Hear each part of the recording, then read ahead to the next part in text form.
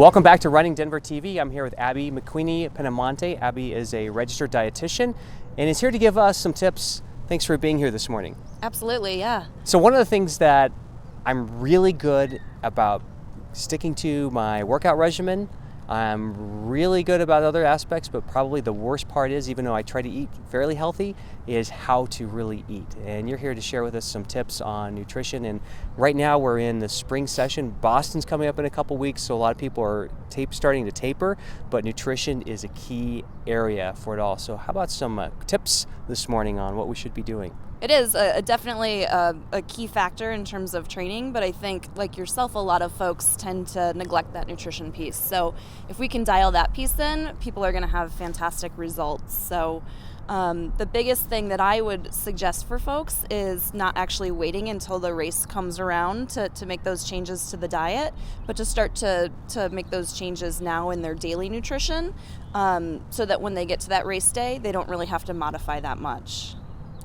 So let's talk a little bit about before race day and some of the things that you should be doing, because we hear a lot about carbo loading. Is that really something you should be doing? How should somebody be preparing for their big event? So the biggest thing that I stress with my athletes is metabolic efficiency. So a lot of folks are under the impression that we need a ton of carbohydrates to fuel our bodies, but the reality is that our bodies actually prefer fat as our fuel source. So the average person has about 90,000 calories of stored fat available. So we have enough fat, so even like the leanest athletes have enough fat to probably do a couple Ironmans. On the other end, we have about 1,500 calories of stored carbohydrates. So that's enough to get us maybe about 2, maybe 3 hours of activity. So when we run out of those carbohydrate stores, we either hit the wall, and we bonk, and we've probably all experienced that, or we have to take in more fuel, and then we have to take in more carbohydrates to continue to fuel that carb monster. So the biggest thing that we can do in our daily nutrition is really focus on regulating our blood sugars so that we can optimize our carbohydrates and fats efficiently. And how would you go about doing that? So we want to look at pairing up our foods and including things like proteins, healthy fats, and high fiber vegetables with our meals, and then looking at how much carbohydrate we would need with each meal based off of people's goals and if they do have any like health issues as well. So now I'm in the event day, and there's sometimes the idea that I should just keep going until I start to feel hungry. What it should be, if I'm going to do a marathon or even a half marathon, what should my nutrition plan be? So biggest thing is, again, daily nutrition, and then we're going to look at that breakfast, so what you eat that morning of the race. So again, we do want to pair up some sort of protein and fat, and what that's going to do is help stabilize that blood sugar, so it's going to give you what I call more gas mileage.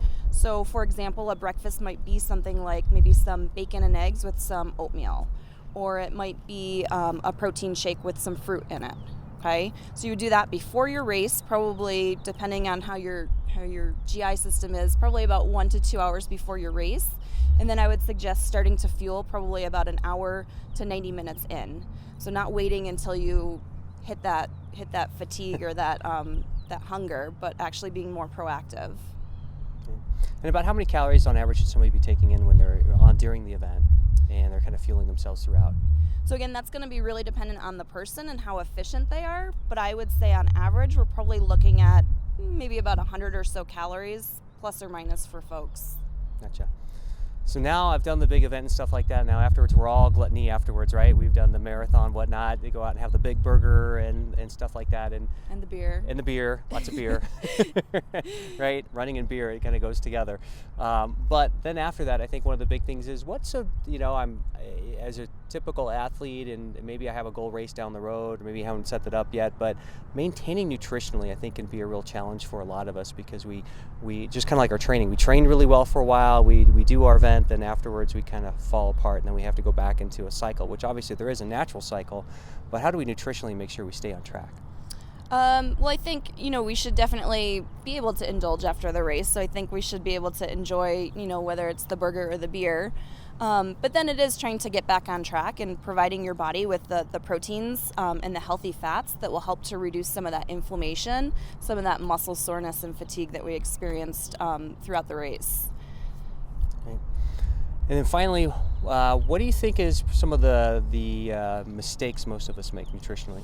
I think a lot of folks don't practice their nutrition plan, so they show up and they see what's on the course. And I think that one of the things that I would recommend is check out online, what race are you doing and what fuel is going to be on the course. Do you want to utilize their fuel, or are you going to take your own? And then if you're going to take your own, obviously make sure that you pack that stuff, or have someone out on the course that's going to give you your fuel. That's great. Well, thank you very much, Abby. And one thing that I would like all of our viewers to know is it's as equally important as we all have coaches for helping us train. It's also good to have a registered dietitian coach to help us with our nutrition. If somebody wanted to get in touch with you, what's the best way of doing that? I would say contact me through email. Email? Okay. Yeah. And that would be? abby.mcpenamonte@gmail.com. Thank you again, Abby, for joining us. If you'd like to check out other great nutrition tips, make sure you visit us at runningdenver.com.